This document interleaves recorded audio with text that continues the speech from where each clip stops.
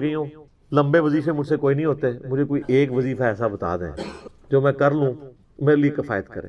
سر جو وظیفہ پھر لیا ہے نا مولا علی کی بہن نے, وہ ایسا وظیفہ ہے کہ مجھے ابھی تک اتنا تگڑا اور کوئی وظیفہ نہیں احادیث میں نظر آیا جس کی اتنی فضیلت ہو.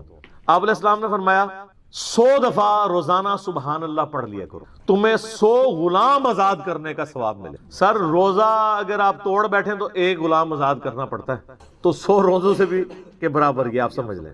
100 دفعہ الحمدللہ پڑھ لیا کرو, تمہیں 100 گھوڑے اللہ کی راہ میں جہاد کے لیے بھیجنے کا ثواب ملے. 100 دفعہ اللہ اکبر پڑھ لیا کرو, تمہیں 100 اونٹ اللہ کی راہ میں بھیجنے کا, قربان کرنے کا, نہر کرنے کا ثواب ملے گا. 100 اونٹ, سر ایک اونٹ کی قیمت آلموسٹ 2-2.5 لاکھ کروڑوں روپے کا وظیفہ ہے جی, ملینز آف ڈالرز کا یہ وظیفہ ہے فری میں.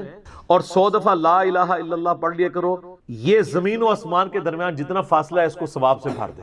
سر لا الہ الا اللہ کے پھر برابری کون کر سکتا ہے؟ وہ حدیث بطاقہ ہے نا, کاغذ کے پرزے والی حدیث جامع ترمذی میں, کہ ایک شخص کے 99 دفاتر گناہوں کے کھولے جائیں گے اور نامہ مال تل رہا ہوگا, تو اللہ تعالیٰ فرمائے گا میں کسی کے ساتھ ناانصافی نہیں کرتا.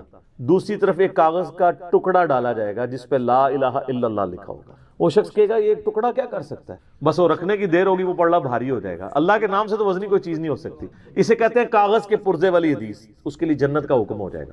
لا الہ الا اللہ کا مقابلہ نہیں ہے. تو یہ 4 وظیفے ہیں, سبحان اللہ, الحمدللہ, اللہ اکبر, لا الہ الا اللہ. یہ اتنا محبوب وظیفہ ہے کہ جو سنن نبی داؤد میں, جامع ترمذی میں صلاۃ و تسبیح والی حدیث ہے, اس میں 300 دفعہ کون سے کلمات پڑھے جاتے ہیں؟ یہی سبحان اللہ والحمد للہ ولا الہ الا اللہ واللہ اکبر, بس اتنا ہی پڑھنا ہوتا ہے. یہ ولا حول ولا قوت الا باللہ کی حدیثیں الگ سے ہیں, لیکن صلاۃ و تسبیح میں اتنا ہی پڑھنا ہوتا ہے, چاروں کلمات. حتیٰ کہ صحیح مسلم میں حدیث ہے, نبی علیہ السلام نے فرمایا یہ 4 کلمات مجھے ہر اس چیز سے بڑھ کر محبوب ہیں جن پہ سورج طلوع ہوتا ہے. یعنی دنیا اور جو کچھ دنیا کے اندر ہے اس سے بڑھ کر مجھے یہ چیز محبوب ہے کہ میں یہ 4 کلمات کہہ لوں, سبحان اللہ والحمد للہ ولا الہ الا اللہ واللہ اکبر. اور صحیح مسلم کی ایک اور حدیث ہے کہ نبی علیہ السلام نے فرمایا اللہ تعالیٰ کو اس سے بڑھ کر کوئی اور کلمات محبوب نہیں ہے, اور یہ حصہ بخاری میں بھی ہے اس کا, اور اس میں اللہ تعالیٰ کی طرف سے کوئی پابندی نہیں ہے, تم ان کی ترتیب بھی بدل سکتے ہو. یعنی سبحان اللہ کے بعد آپ اللہ اکبر پڑھ لیں, پھر لا الہ الا اللہ, کوئی فرق نہیں. یہ ایک اوپن چیز ہے. آپ یوں بھی کر سکتے ہیں کہ پہلے 100 دفعہ پڑھ لیں سبحان اللہ سبحان اللہ سبحان اللہ, الحمدللہ الحمدللہ الحمدللہ, اللہ اکبر, کیونکہ را کو پھر لام سے ملائیں گے, اللہ اکبر اللہ اکبر اللہ اکبر, لا الہ الا اللہ لا الہ الا اللہ لا الہ الا اللہ. اور یوں بھی پڑھ سکتے ہیں, وہ زیادہ بہتر ہے, سبحان اللہ والحمدللہ ولا الہ الا اللہ واللہ اکبر, کیونکہ اکبر پہ وقف کریں گے, ورنہ یہ سبحان اللہ تو الحمدللہ ہی پڑھ نہیں سکتے آپ, کیونکہ الحمدللہ الحمدللہ بنے گا کنٹینیوس, جیسے اللہ اکبر اللہ اکبر اللہ اکبر بنے, تو وقف کرنا پڑے گا. سوائے سبحان اللہ کے, سبحان اللہ یہ تو پڑھ سکتے ہیں, لیکن الحمدللہ کو الحمدللہ وقف کرنا پڑے گا. اللہ اکبر اگر ملائیں گے تو اللہ اکبر اللہ اکبر, را کو لام سے, تو اس کی بجائے اتنی مشکل میں نہ پڑھیں, سبحان اللہ والحمدللہ ولا الہ الا اللہ واللہ اکبر. ایک تسبیح پڑھ لے, چاروں وظیفے 100 دفعہ ہو جائیں گے, کیونکہ نبی علیہ السلام نے اجازت دے دی ہے نا, آگے پیچھے دائیں میں کچھ بھی کر سکتے ہو. اور یہ ترتیب تو صلاۃ و تسبیح میں موجود ہے, نبی علیہ السلام نے کلمات پڑھے بھی ہیں. آپ کو پتہ ہے تبلیغی جماعت والے 3 وظیفے بتاتے ہیں, ویسے بڑی سمجھداری سے ہی کسی نے وہ ڈیوائز کیے ہوئے ہیں. 100 دفعہ وہ یہ بتاتے ہیں سبحان اللہ والحمد للہ ولا الہ الا اللہ واللہ اکبر, وہ ساتھ وہ بتاتے ہیں ولا حول ولا قوت الا باللہ, وہ بھی پڑھ سکتے ہیں, وہ بھی صحیح بخاری میں رات کو اٹھتے وقت کی دعا ہے. العلی العظیم تک بھی پڑھ سکتے ہیں, وہ ابن ماجہ میں موجود ہے. میرا ایک یوٹیوب پہ کلپ ہے 6 کلموں کا ثبوت, تو میں نے بتایا 4 کلمے ثابت ہیں, 2 مولویوں کے لکھے ہوئے ہیں, آخری والے جو ہیں. تو بلکہ وہ میرا بیٹا تو وہ اس کے وہ کورس میں آیا تو اس نے وہ 2 یاد ہی نہیں کیے, تو اس کو ماں کہہ رہی یاد کرو, کہتی وہ کہتا ثابت ہی نہیں ہے, تو کیوں ساتھ یاد کرو. ہم ریکویسٹ کریں گے, ہمارے پاس بھی وہ کورس اسلامیات کا جو ہے نا اس کو ریویو کرنے کے لیے بھیجا ہوا ہے ہماری اکیڈمی میں انہوں نے, تو ہم اس میں ان کو ریکویسٹ کریں گے کہ یہ آخری 2 کلمے نکال دیں, پہلے 4 کلمے ثابت ہیں. وہ تو ثابت ہی نہیں ہے, تو خام خواہ لوگوں کو آپ رٹا رہے ہیں. الٹا جن لوگوں کی شادی ہونے والی ہوتی ہے وہ بیچارے ٹینشن میں پڑے ہوتے ہیں 6 کلمے یاد کرنے کے, حالانکہ کلمے کے ساتھ تو کوئی تعلق ہی نہیں اس کے.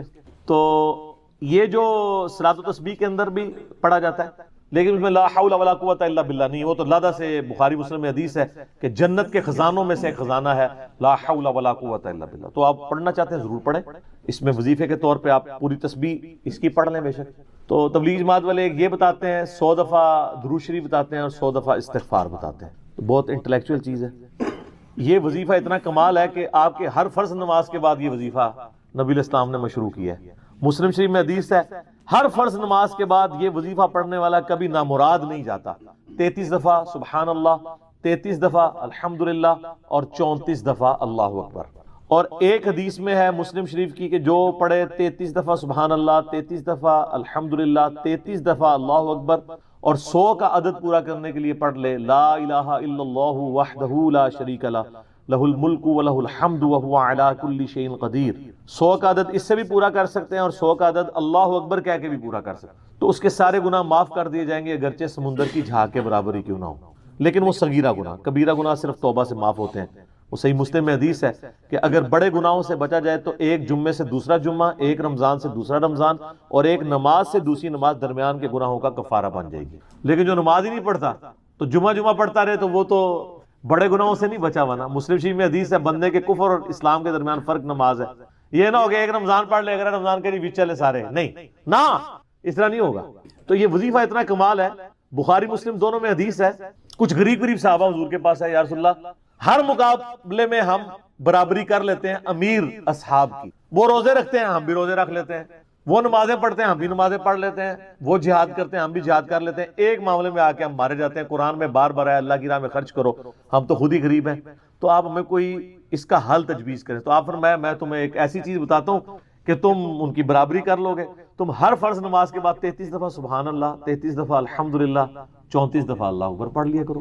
یہ بخاری مسلم دونوں میں. کچھ دنوں کے بعد پھر وہ حاضر ہو، یا رسول اللہ وہ تو امیر صحابہ کو بھی پتہ چل گیا، وہ بھی یہی کچھ پڑھ رہے ہیں. اب ہم کیا کریں؟ تسی تک لو جناب، تسی گرین کارڈ دے تے بلو کارڈ دے چکر پہ ہو، دنیا دے آخرت کے نہیں.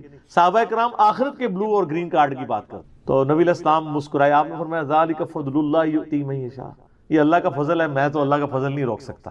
ٹھیک ہے نا. تو ظاہر گیون سرکمسٹانسز اللہ کے دیے ہوئے ہیں، اس کے اندر آپ بیسٹ پرفارم کرنے کی کوشش کریں. اللہ کے فضل کو تو کوئی روک نہیں لگا سکتا نا. کوئی یہ نہیں کہہ سکتا کہ جی وہ یعنی تیرے ہوتے جنم لیا ہوتا کیوں نہیں ہوا، ہو سکتا ہے ابو جہل ہی ہوتا. تو جس حال میں اللہ نے رکھا ہے اسی کو آپ بہتر سمجھیں. تو اس طرح کی کئی احادیث ہیں جو ان وظیفوں کو سپورٹ. اچھا مسلم شریف میں ایک حدیث میں یہ بھی آیا کہ 10 دفعہ سبحان اللہ، 10 دفعہ الحمدللہ اور 10 دفعہ اللہ اکبر. اگر کسی کے پاس ٹائم تھوڑا ہے نا تو فرض نماز کے بعد یہ بھی پڑھ سکتے. 10 دفعہ بھی وظیفہ یہ والا کیا جا سکتا. ایک بڑی حقیقت انگیز حدیث ہمارے یوسف بھائی نے اس پہ کلپ بھی بنایا ہے، صفین کی راتوں میں. بخاری مسلم دونوں میں حدیث ہے. مولا علی علیہ السلام خود روایت کر رہے ہیں. وہ کہتے ہیں کہ نبی علیہ السلام کو جب اللہ نے کشادگی دی، کچھ غلام آپ کو گفٹ ملے، تو میں نے فاطمہ سے کہا کہ تم پورا دن گھر کی صفائی کرتی ہو، چکی چلاتی ہو، اس کی وجہ سے ان کے ہاتھ پہ بھی نشان بن گئے تھے. اس طریقے سے سامان اٹھا کے لاتی تھیں تو وہ رسی کے نشان یہاں پڑے ہوئے تھے. تو نبی علیہ السلام سے جا کے جو ہے وہ ایک غلام ڈیمانڈ کر لیتے ہیں جو ہمیں ذرا ہیلپ آؤٹ کر دے گا. جب سب کو مل رہا ہے تو ہمیں بھی مل جائے گا. تو سیدہ فاطمہ حاضر ہوئی. یہ حدیث بخاری میں بھی ہے، مسلم میں بھی. تو حضور علیہ السلام کے پاس گئیں، بات نہیں. طبیعت میں تربیت کس کی تھی سر؟ بولڈنس نہیں تھی وہ والی، حالانکہ باپ ہے اور حضور کو پتا تھا اپنی بچی کی عادت. تو وہ گئیں، بات نہیں کر سکی، واپس چلی گئی. تو حضور علیہ السلام محفل برخاست ہوئی، آپ خود آ گئے. سر وہ حدیث کمال ہے. مولا علی کہتے ہیں میں اور فاطمہ ایک چادر میں لیٹے ہوئے تھے اور نبی علیہ السلام ہمارے گھر میں آئے اور پاؤں کی جانب سے نبی علیہ السلام ہمارے بستر میں داخل ہوئے، حتیٰ کہ آپ کے پاؤں کی ٹھنڈک ہم نے اپنے سینے پہ محسوس کی. یعنی حضور علیہ السلام نے پاؤں کی جانب سے اپنے پاؤں انٹر کیے اور وہ پاؤں سیدہ فاطمہ اور مولا علی کے سینے تک پہنچ گئے تو انہوں نے ان کو سینے سے لگا لیا. سر یہ فرینکنس کسی صحابی کو نصیب ہو سکتی؟ تو آپ نے فرمایا وہ فاطمہ تم آئی تھی، کوئی کام تھا؟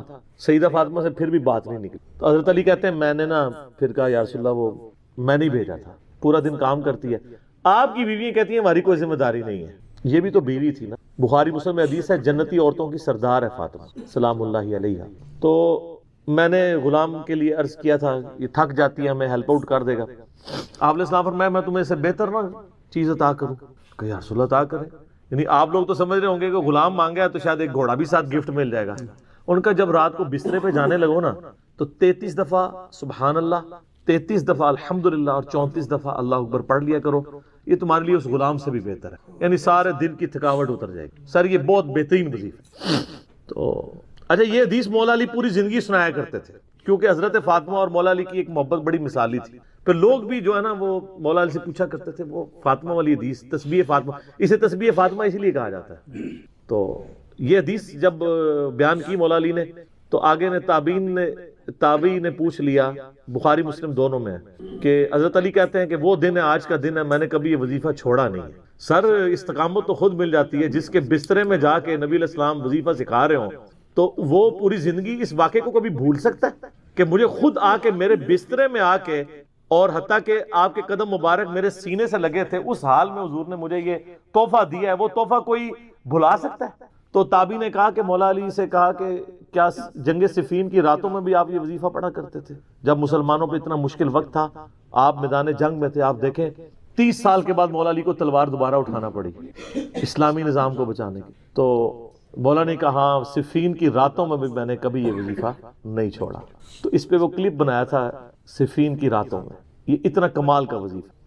اللہ تعالیٰ ہمیں اس وظیفے پہ استقامت دے، اور کچھ نہ کر سکیں یہ ضرور کیا کریں۔ بخاری مسلم حدیث ہے، عائشہ کہتی ہیں نبی علیہ السلام نے فرمایا کہ اللہ تعالیٰ کو سب سے بڑھ کر محبوب عمل وہ ہے جو مستقل مزاجی سے کیا جائے، خواہ تھوڑا ہی کیوں نہ ہو، بنسبت اس عمل کے جو بہت زیادہ ہو لیکن مستقل مزاجی سے نہ ہو۔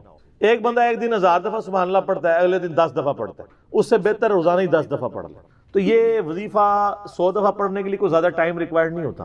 آپ روٹین میں ہیں، آپ پاس دونوں آپشن ہیں، الگ الگ کر کے پڑھ لیں تب بھی ٹھیک ہے، ایک ہی دفعہ میں پڑھ لیں سبحان اللہ والحمدللہ ولا الہ الا اللہ واللہ اکبر تب بھی درست ہے۔ اور فرض نماز کے بعد تو اور کوئی وظیفہ، ایک آیت الکرسی والا وظیفہ اور یہ تسبیح فاطمہ والا وظیفہ اور تکبیر بلند کرنا، استغفار پڑھنا، اللہم انت السلام منک السلام، سارے اذکار اس میں لکھے ہوئے ہیں۔ چند ایک وظائف تو ضرور پڑھیں، اور اس میں یہ والا وظیفہ کبھی نہ چھوڑیں، یہ بہت ایکسٹرا آرڈنری۔ مغرب کی اذانیں شروع ہو چکی ہیں، بقیہ سوالات انشاءاللہ اذان مغرب کے وقفے کے بعد انشاءاللہ نکال دیتا ہے جہاں سے اس کے لیے معاملات آسان ہو جاتے ہیں۔ وَيَرْزُقْهُ مِنْ حَيْثُ لَا يَحْتَسِبُ، اور اسے وہاں سے رزق دیتا ہے جہاں سے اسے گمان بھی۔ رزق میں صرف دنیاوی جو ہم مال دولت اس کو ایک رزق سمجھتے ہیں، یہ ایک رزق کا بالکل چھوٹا سا ٹوٹا ہے۔ اس سے بڑا رزق اللہ تعالیٰ ہمیں دے رہا ہے جس کی طرف ہماری توجہ نہیں ہے، اور وہ رزق ہے ہماری صحت۔ ایک شخص کے پاس کروڑوں روپے ہے لیکن اس کے گردے پھیر ہو چکے ہیں، تو کس کام کا ہے؟ ایک بندے کے پاس اربوں روپے ہے لیکن اسے معدے کا السر ہے، وہ چاٹ نہیں کھا سکتا، وہ گول گپے نہیں کھا سکتا، وہ بریانی نہیں کھا سکتا، چاہے اس کے جتنے مرضی ہوٹل ہو۔ تو دنیاوی مال و دولت کا آ جانا صرف یہ رزق میں سے میں نے کہا یہ بالکل چھوٹا سا جز ہے، اس کو انسان یوٹیلائز کرے یہ بہت بڑی بات ہے۔ دنیاوی صحت جو اللہ نے انسان کو زندگی میں دی ہے، لوگ کہتے ہیں اللہ نے مجھے کیا دیا ہے؟ جو شخص یہ بات کرے نا اسے کہو جی 1 کروڑ پہ لے دو، اپنی ایک آنکھ نکال کے مجھے دے دو، کوئی دے گا؟ اپنا ایک بازو توڑ کے دے دو۔ تو آپ ذرا 1 کروڑ ساروں کے اوپر لگانا شروع کریں، اربوں کے تو آپ خود ہیں، اور یہ تو میں صرف سمجھانے کے لیے کہہ رہا ہوں، یہ تو آپ گن بھی نہیں سکتے۔ قرآن پاک میں اللہ تعالیٰ نے فرمایا نا کہ اللہ کی نعمتیں اتنی زیادہ ہیں کہ تم انہیں شمار کرنا چاہو تو شمار بھی نہیں کر سکتے۔ تو وہاں سے اللہ تمہیں رزق دے گا، تمہیں گمان بھی نہیں ہوگا۔ اب رزق کے لیے ضروری نہیں ہے کہ آپ کے پاس مال و دولت اور آپ کے ایسٹس بڑھ جائیں، یہ بھی اللہ تعالیٰ کا بہت بڑا رزق ہے کہ آپ کے پاس جو تھوڑے بہت ایسٹس ہیں وہ سلامت ہیں۔ کسی ایک میڈیکل کیس کسی گھر کے اندر 1 کروڑ پڑتی بندے کو بھی لا کے 0 پہ کھڑا کر سکتا۔ آپ کی زندگی میں کئی ایسے کیسز ہوئے ہوں گے، جدادیں تک بک جاتی ہیں۔ اور مجھے واصف علی واصف صاحب کی بات یاد آ گئی، وہ کہتے ہیں میں وہ مسجد میں بیٹھا ہوا تھا تو ایک بندے کو میں نے دیکھا کہ وہ دعا مانگ رہا ہے کہ یا اللہ 25 سال پہلے جو میں نے دعا تجھ سے کی تھی وہ واپس لے لے، بس یہ دعا کر رہا ہے۔ کہتے ہیں وہ فارغ ہوا تو میں نے اس سے پوچھا کیا ہوا؟ اس نے کہا جی 25 سال پہلے میں نے اللہ سے رو رو کے ایک بیٹا مانگا تھا، میری بیٹی ہی تھی صرف، اور وہ بیٹا میرے گاٹے فٹ ہو گیا، یعنی وہ نشے میں مبتلا ہو گیا، سارا گھر کا مال اس نے بیچ دیا، مجھے کنگال کر دیا، تو میں اللہ سے کہہ رہا ہوں یا اللہ یہ اولاد واپس ہی لے لے۔ تو یہ بھی تو ہو سکتا ہے نا۔ سورہ توبہ میں آتا ہے، اللہ تعالیٰ آتا ہے اپنے جو فاسق و فاجر لوگوں کے بارے میں کہ اللہ تعالیٰ چاہتا ہے کہ ان کی اولاد کو ہی ان کے لیے عذاب بنا دے، اولاد بھی عذاب بن سکے۔ اس لیے ہمیں دعا کیا سکھائی گئی ہے؟ ربنا هب لنا من ازواجنا وذرياتنا قرۃ اعین واجعلنا للمتقین اماما۔ اے اللہ ہماری بیویوں اور ہماری اولاد میں آنکھوں کی ٹھنڈک بنا اور ہمیں پرہیزگاروں کا امام بنا، ہماری آنے والی نسلیں پرہیزگار ہوں، ورنہ یہ تو مصیبت بھی گلے پڑ سکتی ہے۔ تو ایک میڈیکل کیس آپ کو کہاں سے کہاں لے کے جا سکتی، ایک بچے کا نافرمان ہونا آپ کو کہاں سے کہاں لے کے جا سکتی، اور اس سے بڑی ناکامی تو آخرت کی ناکامی ہے۔ ایسا بچہ بھی ہو سکتا ہے کہ جو آپ کی دنیا تو برباد نہ کرے لیکن آخرت برباد کر دے، اس کی وجہ سے آپ گناہوں میں مبتلا ہو جائے۔ تو یہ بھی رزق کی ایک فارم ہے۔ رزق صرف یہ نہیں ہے کہ آپ کے لیے مال پانی کھل جائے، بلکہ مال سبسسٹنس لیول پہ بھی موجود ہے، لیکن آپ کو کوئی ایسی تکلیف نہیں آ رہی کہ جس کی وجہ سے آپ کا مال نہیں نکل رہا۔ ورنہ ایک بندہ 10 لاکھ روپے مہینے کا کماتا ہے اور 9 لاکھ روپے اس کا نکل جاتا ہے، کیا فرق پڑا اس کو؟ اس نے کون سا ایسٹ بنا لیا؟ اور جو اذیت گزار رہا ہے وہ اولادہ سے، اس کو تو کوئی سوچ بھی نہیں سکتا، ذہنی ٹینشن ہے۔ صحیح بخاری مسلم میں حدیث ہے، نبی علیہ السلام فرمایا ہمیشہ اپنے سے نچلے لوگوں کو دیکھو تو تمہیں یوں اللہ تعالیٰ کی نعمتوں پر صبر نصیب ہوگا اور قناعت نصیب ہو جائے گی، اوپر نہ دیکھو۔ اور پھر بخاری مسلم میں یہ حدیث ہے کہ ابن آدم کے پاس اگر سونے کی 2 وادیاں ہوں تو وہ خواہش کرے گا تیسری وادی بھی مجھے مل جائے، اس کا پیٹ صرف قبر کی مٹی بھری، والعیاذ باللہ تعالی۔ بخاری مسلم دونوں میں حدیث ہے کہ انسان کہتا ہے میرا مال میرا مال میرا مال، نبی علیہ السلام فرمایا تیرا مال تو وہ ہے جو تو نے کھا پی لیا یا پہن کر بوسیدہ کر دیا یا اللہ کی راہ میں خرچ کر کے آخرت کے لیے محفوظ کر لیا، باقی جتنا مال ہے وہ تو تیرے ورثہ کا مال ہے، تو کہتا ہے میرا مال ہے۔ پھر بخاری مسلم دونوں میں حدیث ہے کہ نبی علیہ السلام نے فرمایا کہ انسان کے 3 دوست ہیں، ایک دوست ہی اس کی قبر تک ساتھ جاتا ہے، وہ اس کے اعمال ہیں، باقی جو 2 دوست ہیں وہ باہر ہی رہ جاتے ہیں، اس کے رشتہ دار اور مال۔ اب مال ساتھ جاتے ہیں، مال بھی آپ ساتھ لے کے جا سکتے ہیں، لیکن وہ مال جو آپ نے پہلے ہی اپنی زندگی میں اپنی مرضی سے اللہ کی راہ میں خرچ کر دیا، وہ اللہ کے ڈیوائن بینک میں جمع ہے، وہ قرآن پاک میں سورۃ البقرہ میں آیا 700 گنا تک کہ اللہ تعالیٰ کر کے لوٹائے گا، بلکہ یہاں تک فرمایا کہ یہ اللہ تعالیٰ کو تم قرض دے رہے ہو اور اللہ تعالیٰ اس قرض کو لوٹائے گا۔ دیکھیں کتنا قدردان ہے کہ دیتا اللہ ہے، اور جب اسی کے دیے ہوئے میں سے آپ اسی کی راہ میں خرچ کرتے ہیں تو وہ کہتا ہے کہ یہ تم نے مجھے قرض دیا ہے، اللہ کہتا ہے میں تمہارا مقروض ہوں، تمہیں لوٹاؤں گا۔ یہ ہے اللہ تعالیٰ کی قدردانی۔ جامعہ ترمذی میں حدیث ہے، مسند امام احمد میں موجود ہے کہ نبی علیہ السلام فرمایا کہ جب بھی کوئی شخص دعا کرتا ہے وہ خالی نہیں جاتی، یا تو اس دعا کے عوض جو تم نے مانگا وہ اللہ تمہیں عطا کر دیتا ہے، یا اس سے بہتر یعنی اس کی برکت سے اللہ تعالیٰ بہتر نعم البدل دیتا ہے، تمہاری کوئی تکلیف ٹال دیتا ہے، یا پھر اس دعا کو سنبھال کے رکھتا ہے قیامت کے دن کے لیے، اور اس دعا کے ایکویلنٹ تمہیں اجر عطا فرماتا ہے۔ تو دعا تو بہت ضروری ہے، اللہ کی طرف رجوع لانا ہے۔ ٹاپک اور طرف چلا جائے گا، فی الوقت اس کی طرف آپ کنسنٹریٹ کریں کہ اللہ تعالیٰ ہمارا ہے کہ تمہیں وہاں سے رزق ملے گا، تمہیں گمان بھی نہیں ہوگا۔ وَمَن يَتَوَكَّلْ عَلَى اللَّهِ، اور جو کوئی اللہ پر توکل کرے فَهُوَ حَسْبُهُ، تو اللہ اس کے لیے کافی ہے۔ ان اللہ بالغ امری، اللہ تعالیٰ تو اپنا کام پورا کر کے رہتا ہے، لیکن قد جعل اللہ لكل شيء قدرا، اللہ نے ہر معاملے کے لیے ایک اندازہ مقرر کر رکھا ہے۔ اسی کو ہم وہ کہتے ہیں نا کہ اللہ کے ہاں دیر ہے اندھیر نہیں ہے، لیکن یہ دیر بھی ہم صرف سمجھانے کے لیے کہتے ہیں، وہ دیر نہیں ہے، وہ اللہ کا رول ہی یہی ہے کہ اللہ تعالیٰ نے کسی معاملے کو کس لیول کے اوپر جا کے ایڈریس کرنا ہے۔ 23 سال تک مشرکین عرب کو دیکھیں نا مہلت ملی ہے، کتنے لوگوں نے کہا کہ دیکھو کان پک گئے ہیں ہمیں سنتے ہوئے، نبی علیہ السلام ہمیں دھمکیاں لگاتے ہیں کہ قوم عاد قوم سمود کی طرح تم بھی برباد کر دیے جاؤ گے، جب وقت کے پیغمبر کا انکار کرو گے تو عذاب تو کوئی نہیں آ رہا۔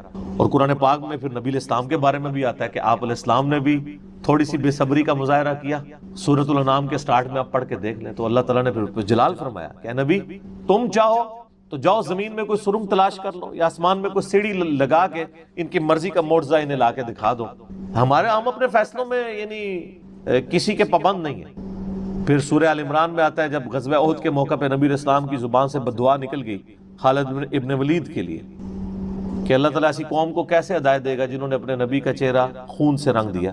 یہ صحیح مسلم میں الفاظ ہیں، قرآن پاک میں اشارتاً اس کا ذکر ہے سورہ آل عمران میں۔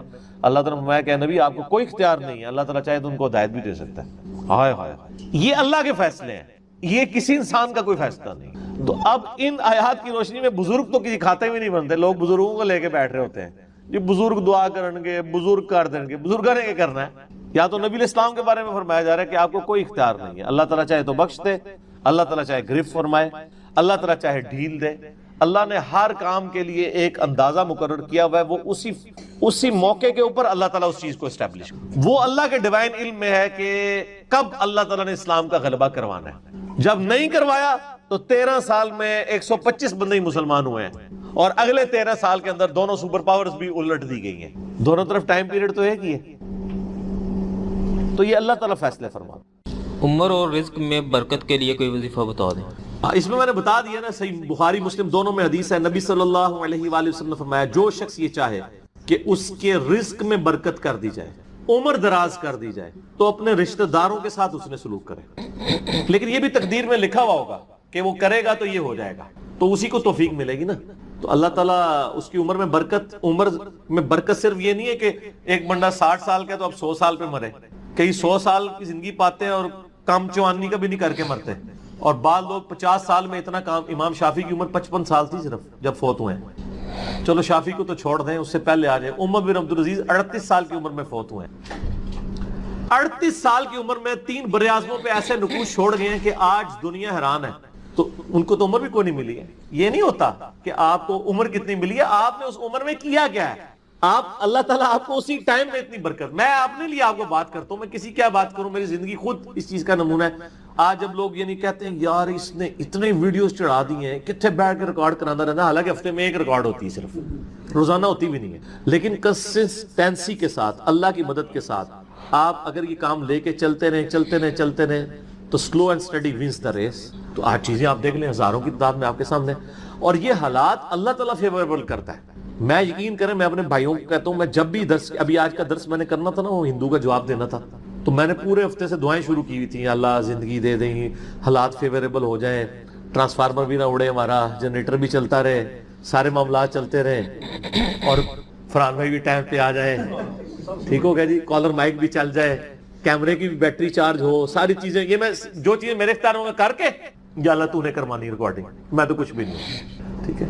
اپنے پورے ریسورسز مینج کر کے بھی اللہ پہ نظر ہوتی ہے۔ حالانکہ میرے دوستوں کو پتا ہے میں کتنا وہمی ہوں، میرے آفس میں بھی نا جب سب سے مشکل کوئی ٹاسک میرے والے کیا جاتا ہے اور وہ ہمارے باس کہتے ہیں یار اس کو دے کے تم بھول جاؤ، پھر وہ کام کر کے آپ کو بتائے گا، تو کیوں میں وہم ہوں، جس کام میں ہاتھ ڈالتا ہوں نا میں دنیاوی اعتبار سے ہر چیز اس کے حوالے سے مینج کرتا ہوں، لیکن ساتھ مسبب الاسباب پہ نظر ہوتی ہے کہ یا اللہ یہ جو کچھ میں کر رہا ہوں نا، یہ تو میں اسباب کر رہا ہوں نا، میرے ساتھ کوئی بھی پرابلم ہو سکتا ہے، کسی کے ساتھ کوئی این ٹائم، یعنی اس کے اوپر فیملی کے اوپر کوئی ایسا ایشو آ سکتا ہے کہ درس کینسل کرنا پڑ جائے، ہو سکتا ہے نا۔ جس طرح ایک بار یعنی اچانک جو ہے وہ یعنی ہمارا درس کینسل ہو گیا تھا، عثمان بھائی کی والدہ فوت ہو گئی تھی، ہمیں اپنا درس کینسل کرنا پڑا، ایگزیکٹ اسی دن ہی ہو گیا اس طرح، تو وہ حالانکہ میرا درس پورا تیار، مسئلہ 41 اس دن ریکارڈ ہونا تھا، کئی سال پہلے کی بات، کس سال کی بات ہے یہ؟ 5 سال پہلے، ہاں 5 سال پہلے کی بات ہے۔ تو اپنا ہر چیز مینج کی تھی، لیکن اینڈ ٹائم پہ کوئی مسئلہ کھڑا ہو گیا۔ میرے اپنے بھی کئی کلوز ریلیٹیو فوت ہوئے ہیں، لیکن اللہ کا شکر ہے اتوار مطلب وہ درس سے 1-2 دن آگے پیچھے ہی ہوئے ہیں، تو اللہ تعالیٰ نے یعنی معاملات کو سیٹل کر دیا۔ یہ ساری چیزیں سر فیوریبل ہونا، پھر تو یہ وہ سوال کی طرف ہوں کہ رشتہ داروں سے اس نے سلوک کریں، اللہ تعالیٰ رزق میں اضافہ کرے گا، عمر میں اضافہ کر دے گا، یعنی برکت ڈال دے گا، تھوڑی چیز بھی کفایت کر دے گی۔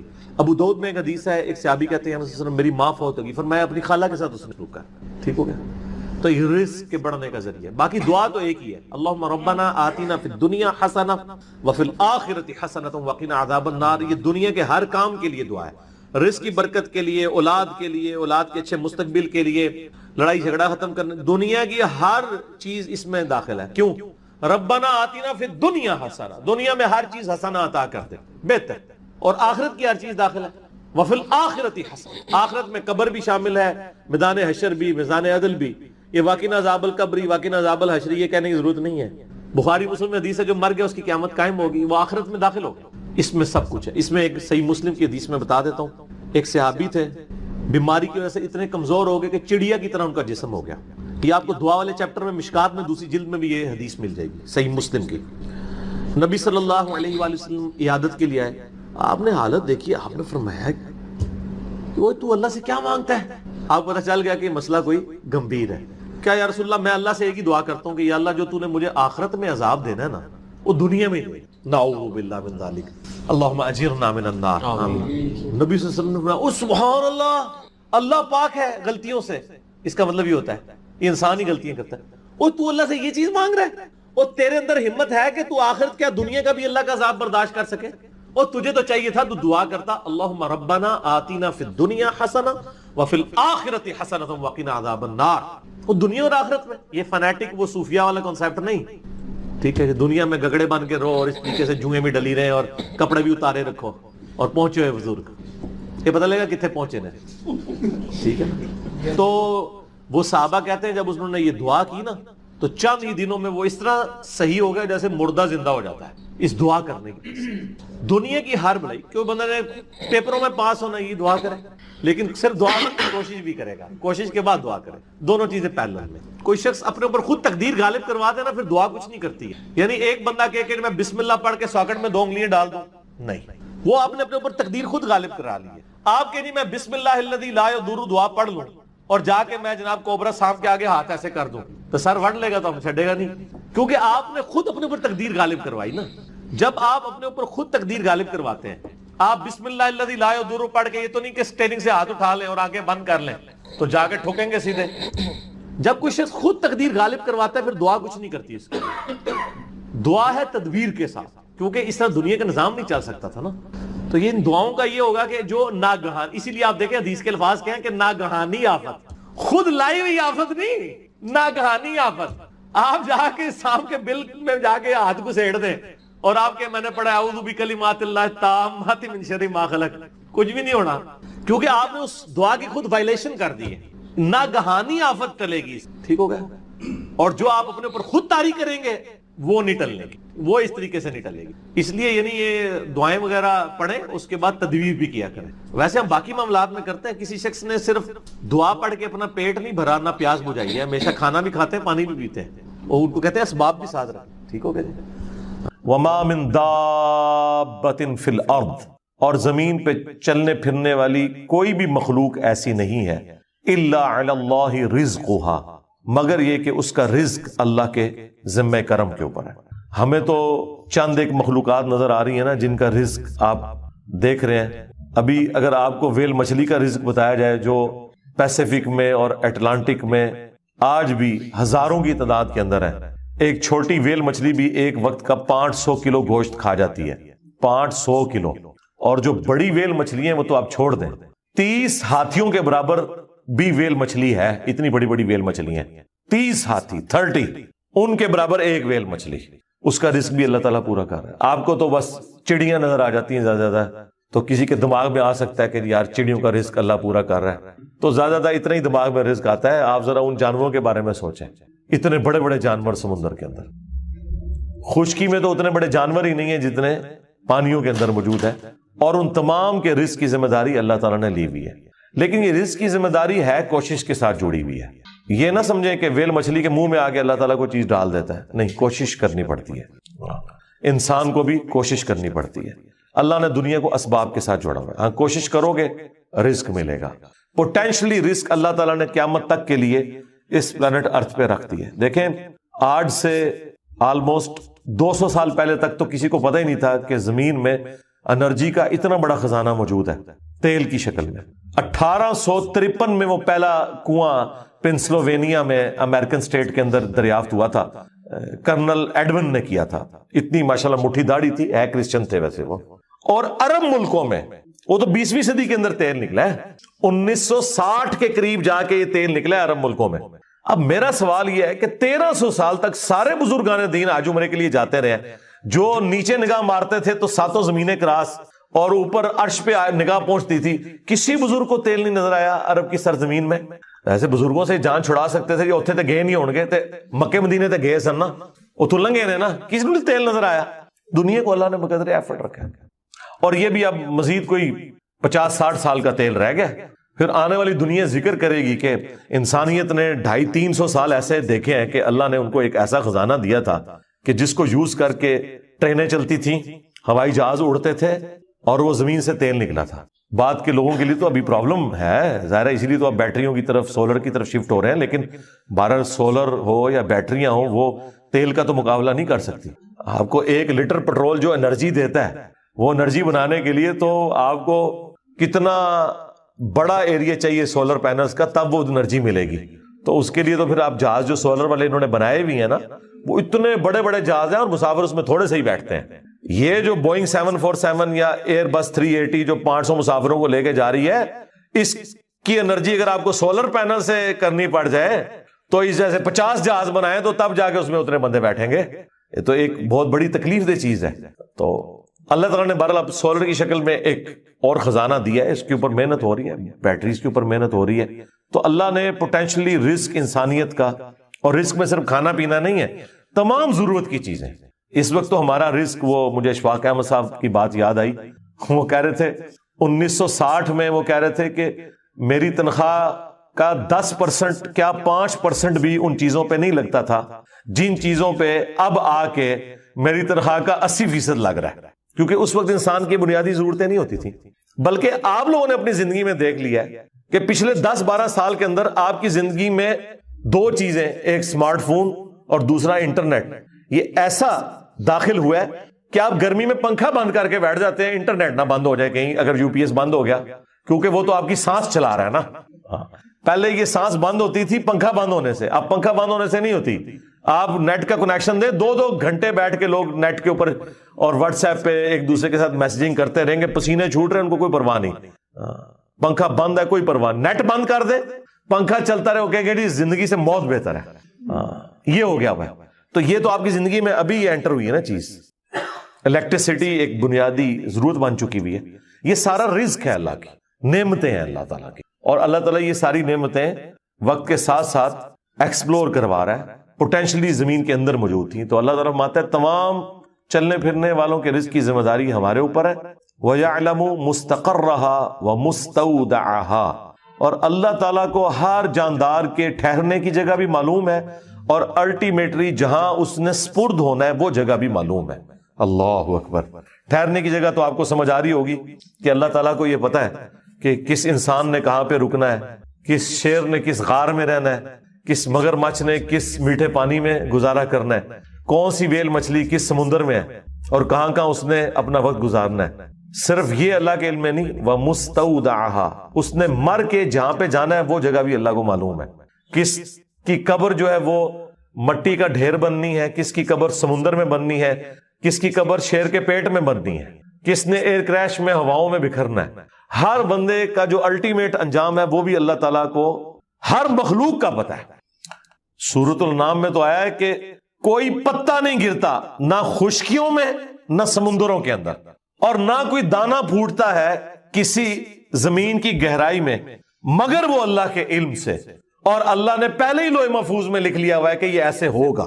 یہ اس سے بھی اگلا ورژن ہے کہ نہ صرف وہ کام ہونے کے بعد اللہ کو پتا چلتا ہے، ہونے سے پہلے بھی اللہ نے اپنے علم میں رکھا ہوا ہے، اور علم میں نہیں لکھ کے رکھا ہوا ہے کہ یہ ایسا ہوگا. اور یہاں پہ بھی وہ ذکر آ گیا کہ رزق بھی اللہ کے ذمہ ہے، اور وہ جانتا ہے ہر بندے کی، ہر مخلوق کے ٹھہرنے کی جگہ اور الٹیمیٹلی سپرد ہونے کی جگہ. کل فی کتاب مبین، اور ہر چیز ایک روشن کتاب میں لکھی ہوئی ہے. وہ اللہ تعالیٰ کی بہت بڑی ہارڈ ڈسک ہے جس میں ساری مخلوقات کی تقدیریں اللہ تعالیٰ نے لکھ دی ہیں. اور وہ کوئی اللہ تعالیٰ نے یعنی خود سے کوئی محنت نہیں. وہ جامع ترمذی میں حدیث ہے، اللہ نے قلم کو پیدا کیا اور پھر اس سے کہا کہ لکھ جو کچھ ہو چکا اور جو کچھ ہونے والا ہے. بس قلم چل پڑی اور سب کچھ اس نے لکھ دیا. ہر چیز اللہ کے اشاروں پہ ہو رہی ہے. کیے بندیا کیے بندیا تیری میری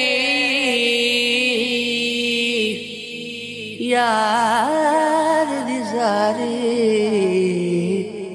گمن کیری مٹی سے تو مٹی سے تو مٹی تو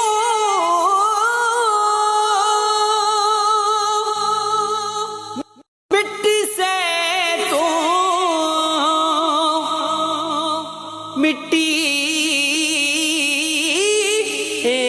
تو مٹی ہونا مٹی ٹھہری یار دی ساری گھومن کیری اپنی قبر اپنی قبر اٹھو بندیا اپنی قبر اٹھو بندیا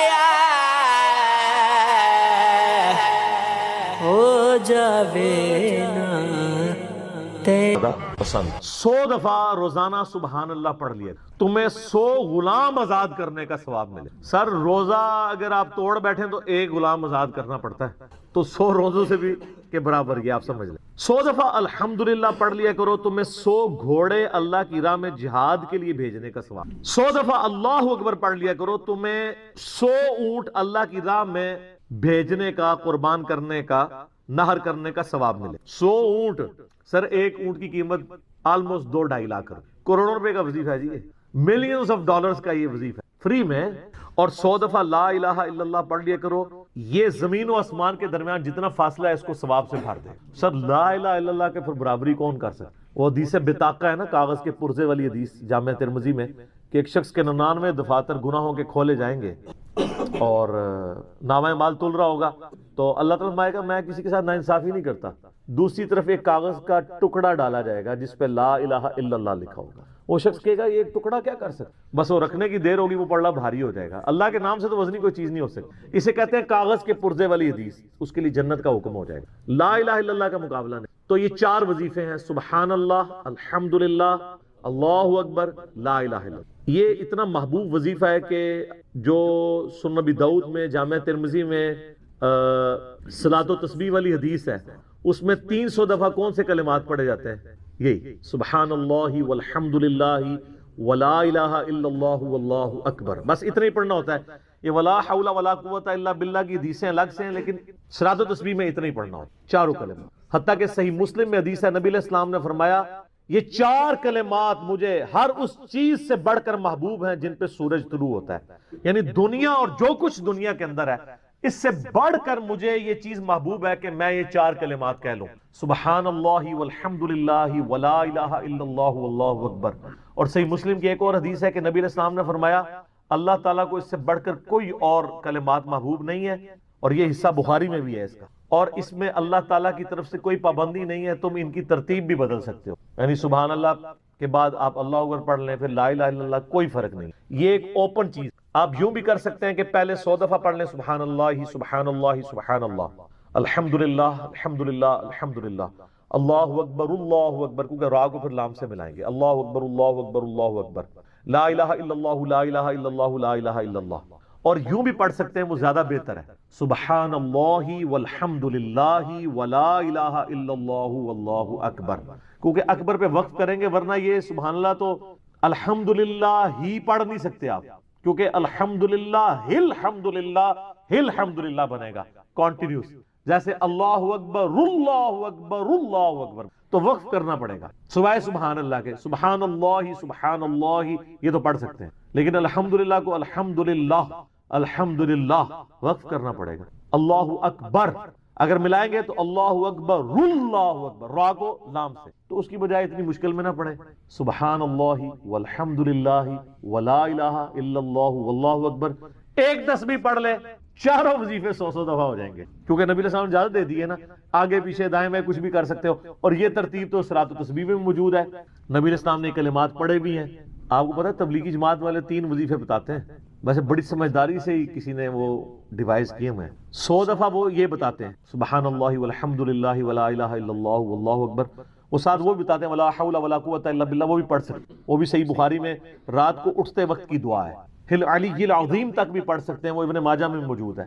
میرا ایک یوٹیوب پہ کلپ ہے 6 کلموں کا ثبوت، تو میں نے بتایا 4 کلمے ثابت ہیں، 2 مولویوں کے لکھے ہوئے ہیں آخری والے جو، تو بلکہ وہ میرا بیٹا تو وہ اس کے وہ کورس میں آیا تو اس نے وہ 2 یاد ہی نہیں کیے، تو اس کو ماں کہہ رہی یاد کرو، کہتی ثابت، وہ کہتا ثابت ہی نہیں ہے تو کیوں سارے یاد کرو۔ ہم ریکویسٹ کریں گے، ہمارے پاس بھی وہ کورس اسلامیات کا جو ہے نا اس کو ریویو کرنے کے لیے بھیجا ہوا ہے ہماری اکیڈمی میں انہوں نے، تو ہم اس میں ان کو ریکویسٹ کریں گے کہ یہ آخری 2 کلمے نکال دیں، پہلے 4 کلمے ثابت ہیں، وہ تو ثابت ہی نہیں ہے، تو خام خواہ لوگوں کو آپ رٹا رہے ہیں، الٹا جن لوگوں کی شادی ہونے والی ہوتی ہے وہ بیچارے ٹینشن میں پڑے ہوتے ہیں 6 کلمے یاد کریں، حالانکہ کلمے کے ساتھ تو کوئی تعلق ہی نہیں اس کے۔ تو یہ جو صلاۃ و تسبیح کے اندر بھی پڑھا جاتا ہے، لیکن اس میں لا حول ولا قوت الا باللہ نہیں، وہ تو لادہ سے بخاری مسلم میں حدیث ہے کہ جنت کے خزانوں میں سے ایک خزانہ ہے لا حول ولا قوت الا باللہ، تو آپ پڑھنا چاہتے ہیں ضرور پڑھیں، اس میں وظیفے کے طور پہ آپ پوری تسبیح اس کی پڑھ لیں بے شک۔ تو تبلیغ جماعت والے یہ بتاتے ہیں 100 دفعہ درود شریف بتاتے ہیں اور 100 دفعہ استغفار بتاتے ہیں، بہت انٹلیکچوئل چیز ہے۔ یہ وظیفہ اتنا کمال ہے کہ آپ کے ہر فرض نماز کے بعد یہ وظیفہ نبی علیہ السلام نے مشروع کیا ہے. مسلم شریف میں حدیث ہے ہر فرض نماز کے بعد یہ وظیفہ پڑھنے والا کبھی نامراد نہیں جاتا. 33 دفعہ سبحان اللہ، 33 دفعہ الحمدللہ اور 34 دفعہ اللہ اکبر. اور ایک حدیث میں ہے مسلم شریف کی کہ جو پڑھے 33 دفعہ سبحان اللہ، 33 دفعہ الحمدللہ، 33 دفعہ اللہ اکبر اور 100 کا عدد پورا کرنے کے لیے پڑھ لے لا الہ الا اللہ وحدہ لا شریک لہ لہ الملک ولہ الحمد وہو علی کل شیء قدیر. 100 کا عدد اس سے بھی پورا کر سکتے ہیں اور 100 کا عدد اللہ اکبر کہہ کے بھی پورا کر سکتے ہیں تو اس کے سارے گناہ معاف کر دیے جائیں گے اگرچہ سمندر کی جھاگ کے برابر ہی کیوں نہ ہو. لیکن وہ صغیرہ گناہ، کبیرہ گناہ صرف توبہ سے معاف ہوتے ہیں. وہ صحیح مسلم میں حدیث ہے کہ اگر بڑے گناہوں سے بچا جائے تو ایک جمعے سے دوسرا جمعہ، ایک رمضان سے دوسرا رمضان اور ایک نماز سے دوسری نماز درمیان کے گناہوں کا کفارہ بن جائے گی. لیکن جو نماز ہی نہیں پڑھتا تو جمعہ پڑھتا رہے تو وہ تو بڑے گناہوں سے نہیں بچا ہوا نا. مسلم شریف میں حدیث ہے بندے کے کفر اور اسلام کے درمیان فرق نماز ہے. یہ نہ ہوگا ایک رمضان پڑھ لے اگر رمضان کے لیے چلے سارے، نہیں نہ اس طرح نہیں ہوگا. تو یہ وظیفہ اتنا کمال ہے، بخاری مسلم دونوں میں حدیث ہے. کچھ غریب صحابہ حضور کے پاس ہے، یا رسول اللہ ہر مقابلے میں ہم برابری کر لیتے ہیں امیر اصحاب کی. وہ روزے رکھتے ہیں ہم بھی روزے رکھ لیتے ہیں، وہ نمازیں پڑھتے ہیں ہم بھی نمازیں پڑھ لیتے ہیں، وہ جہاد کرتے ہیں ہم بھی جہاد کر لیتے ہیں. ایک معاملے میں آ کے ہم مارے جاتے ہیں. قرآن میں بار بار ہے اللہ کی راہ میں خرچ کرو، ہم تو خود ہی غریب ہیں. تو آپ ہمیں کوئی اس کا حل تجویز کریں. تو آپ فرمایا میں تمہیں ایک ایسی چیز بتاتا ہوں کہ تم ان کی برابری کر لو گے. تم ہر فرض نماز کے بعد 33 دفعہ سبحان اللہ، 33 دفعہ الحمدللہ، 34 دفعہ اللہ اکبر پڑھ لیا کرو. یہ بخاری مسلم دونوں میں. کچھ دنوں کے بعد پھر وہ حاضر ہوئے، یا رسول اللہ وہ تو امیر صحابہ کو بھی پتہ چل گیا، وہ بھی یہی کچھ پڑھ رہے ہیں. اب ہم کیا کریں؟ تسی تک لو جناب، تسی گرین کارڈ دے تے بلو کارڈ دے چکر پے ہو، دنیا دے آخرت کے نہیں. صحابہ کرام آخرت کے بلو اور گرین کارڈ کی بات کر. تو نبی علیہ السلام مسکرائے، آپ نے فرمایا ذالک فضل اللہ یؤتی من یشاء، یہ اللہ کا فضل ہے، میں تو اللہ کا فضل نہیں روک سکتا. تو ظاہر ہے گیون سرکمسٹانسز اللہ کے دیے ہوئے ہیں، اس کے اندر آپ بیسٹ پرفارم کریں. اللہ کے فضل کو تو کوئی روک نہیں لگا سکتا. کوئی یہ نہیں کہہ سکتا کہ جی وہ یعنی تیرے ہوتے جنم لیا ہوتا کیوں نہیں ہوا، ہو سکتا ہے ابو جہل ہی ہوتا. تو جس حال میں اللہ نے رکھا ہے اسی کو آپ بہتر سمجھیں. تو اس طرح کی کئی احادیث ہیں جو ان وظیفوں کو سپورٹ. اچھا مسلم شریف میں ایک حدیث میں یہ بھی آیا کہ 10 دفعہ سبحان اللہ، 10 دفعہ الحمدللہ اور 10 دفعہ اللہ اکبر. اگر کسی کے پاس ٹائم تھوڑا ہے نا تو فرض نماز کے بعد یہ بھی پڑھ سکتے. 10 دفعہ بھی وظیفہ یہ والا کیا جا سکتا. ایک بڑی رکت انگیز حدیث ہمارے یوسف بھائی نے اس پہ کلپ بھی بنایا ہے، صفین کی راتوں میں. بخاری مسلم دونوں میں حدیث ہے. مولا علی علیہ السلام خود روایت کر رہے ہیں. وہ کہتے ہیں کہ نبی علیہ السلام کو جب اللہ نے کشادگی دی، کچھ غلام آپ کو گفٹ ملے، تو میں نے فاطمہ سے کہا کہ تم پورا دن گھر کی صفائی کرتی ہو، چکی چلاتی ہو، اس کی وجہ سے ان کے ہاتھ پہ بھی نشان بن گئے تھے. اس طریقے سے سامان اٹھا کے لاتی تھی تو رسی کے نشان یہاں پڑے ہوئے تھے. تو نبی علیہ السلام سے جا کے جو ہے وہ ایک غلام ڈیمانڈ کر لیتے ہیں جو ہمیں ذرا ہیلپ آؤٹ کر دے گا. جب سب کو مل رہا ہے تو ہمیں بھی مل جائے گا. تو سیدہ فاطمہ حاضر ہوئی. یہ حدیث بخاری میں بھی ہے، مسلم میں بھی. تو حضور علیہ السلام کے پاس گئیں، بات نہیں. طبیعت میں تربیت کس کی تھی سر؟ بولڈنس نہیں تھی وہ، حالانکہ باپ ہے اور حضور کو پتا تھا اپنی بچی کی. تو وہ گئیں، بات نہیں کر سکی، واپس چلی گئی. تو حضور علیہ السلام محفل برخاست ہوئی، آپ خود آ گئے. سر وہ حدیث کمال ہے. مولا علی کہتے ہیں میں اور فاطمہ ایک چادر میں لیٹے ہوئے تھے اور نبی علیہ السلام ہمارے گھر میں آئے اور پاؤں کی جانب سے نبی علیہ السلام ہمارے بستر میں داخل ہوئے، حتیٰ کہ آپ کے پاؤں کی ٹھنڈک ہم نے اپنے سینے پہ محسوس. یعنی حضور علیہ السلام نے پاؤں کی جانب سے اپنے پاؤں انٹر کیے اور وہ پاؤں سیدہ فاطمہ اور مولا علی کے سینے تک پہنچ گئے تو انہوں نے ان کو سینے سے لگا لیا. سر یہ فرینکنس کسی صحابی کو نصیب ہو سکتی؟ تو آپ نے فرمایا وہ فاطمہ تم آئی تھی، کوئی کام تھا؟ سیدہ فاطمہ سے پھر بھی بات نہیں. تو حضرت علی کہتے ہیں میں نے نا پھر کہا یا رسول اللہ وہ میں نہیں بھیجا تھا، پورا دن کام کرتی ہے. آپ کی بیویاں کہتی ہیں ہماری کوئی ذمہ داری نہیں ہے. یہ بھی تو بیوی تھی نا. بخاری مسلم میں حدیث ہے جنتی عورتوں کی سردار ہے فاطمہ سلام اللہ علیہ. تو میں نے غلام کے لیے عرض کیا تھا یہ تھک جاتی ہے ہمیں ہیلپ آؤٹ کر دے گا. آپ علیہ السلام فرمایا میں تمہیں اس سے بہتر نا چیز عطا کروں. کہ یا رسول اللہ عطا کریں. یعنی آپ لوگ تو سمجھ رہے ہوں گے کہ غلام مانگا تو شاید ایک گھوڑا بھی ساتھ گفٹ مل جائے گا. ان کا جب رات کو بسترے پہ جانے لگو نا تو 33 دفعہ سبحان اللہ، 33 دفعہ الحمدللہ اور 34 دفعہ اللہ اکبر پڑھ لیا کرو. یہ تمہارے لیے اس غلام سے بھی بہتر ہے. یعنی سارے دن کی تھکاوٹ اتر جائے گی. سر یہ بہت بہترین وظیفہ.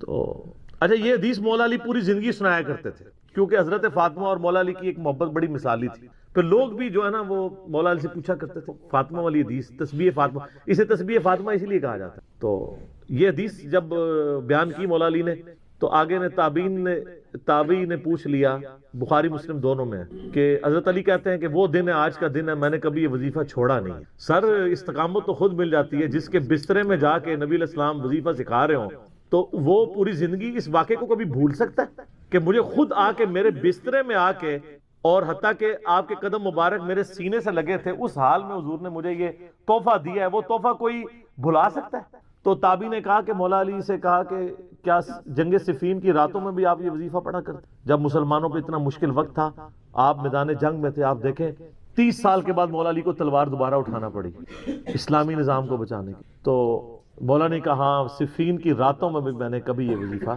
نہیں چھوڑا۔ تو اس پہ وہ کلپ بنایا تھا صفین کی راتوں میں، یہ اتنا کمال کا وظیفہ۔ اللہ تعالیٰ ہمیں اس وظیفے پہ استقامت دے، اور کچھ نہ کر سکیں یہ ضرور کیا کریں۔ بخاری مسلم میں حدیث ہے، عائشہ کہتی ہیں نبی علیہ السلام نے فرمایا کہ اللہ تعالیٰ کو سب سے بڑھ کر محبوب عمل وہ ہے جو مستقل مزاجی سے کیا جائے، خواہ تھوڑا ہی کیوں نہ ہو، بنسبت اس عمل کے جو بہت زیادہ ہو لیکن مستقل مزاجی سے نہ ہو۔ ایک بندہ ایک دن 1000 دفعہ سبحان اللہ پڑھتا ہے، اگلے دن 10 دفعہ پڑھتا ہے، اس سے بہتر روزانہ ہی 10 دفعہ پڑھ لیں۔ تو یہ وظیفہ 100 دفعہ پڑھنے کے لیے کوئی زیادہ ٹائم ریکوائرڈ نہیں ہوتا۔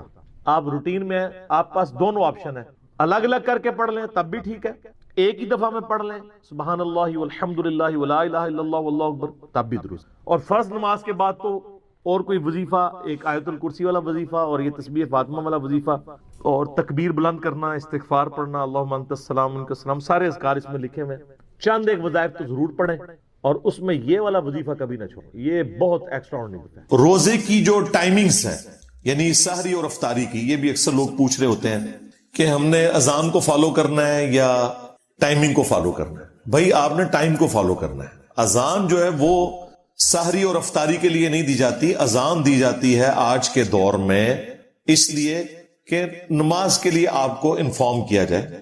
وہ بھی خیر ہم گھڑیوں سے معاملہ چلا سکتے ہیں، لیکن وہ شعار اسلام میں سے اسے ہم چینج نہیں کر سکتے۔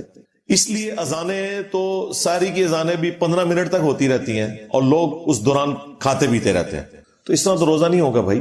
اگر آپ کا ٹائم ٹیبل بتا رہا ہے کہ آج 5:10 پہ ختم سحری ہے، تو بس آپ نے 5:09 پہ ہی کھانا پینا بند کر دینا ہے اپنے علاقے کے مطابق۔ اذان کا تو کوئی تعلق ہی نہیں ہے۔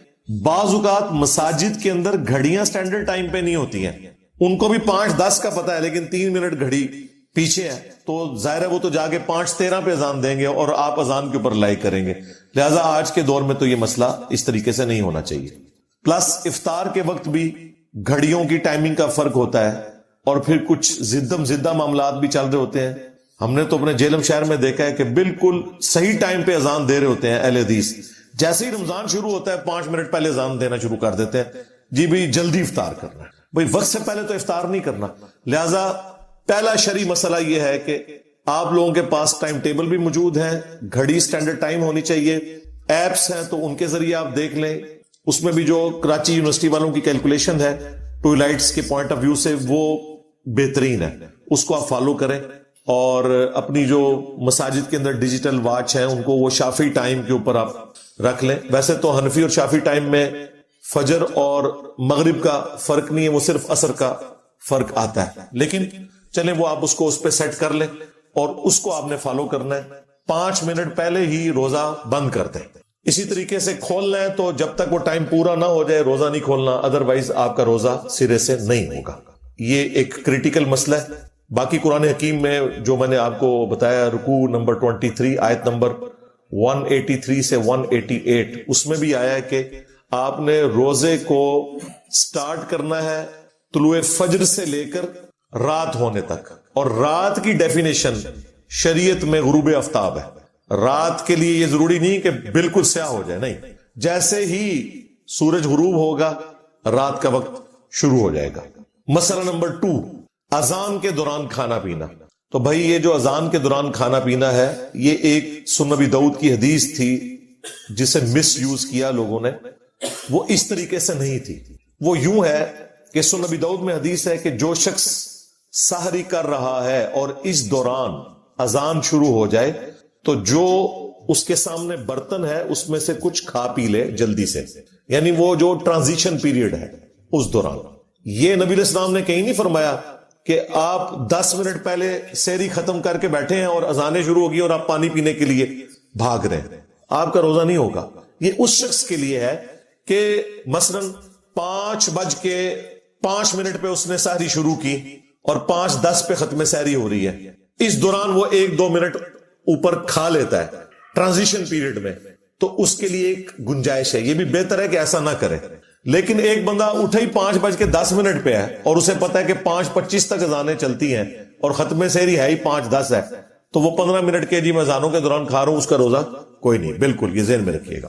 تو وہ اس حدیث کو غلط لوگوں نے یوز کیا، وہ ٹرانزیشن پیریڈ کے لیے تھا۔ جس طرح بخاری مسلم میں ہے کہ جس نے طلوع آفتاب سے پہلے فجر کی 1 رکعت پا لی، اس نے فجر کی نماز پا لی، اگرچہ 1 رکعت اس کی اس ٹرانزیشن پیریڈ میں ہے کہ سورج نکل رہا ہے، غروب وقت ہے، لیکن پھر بھی اس کی نماز ہو جائے گی۔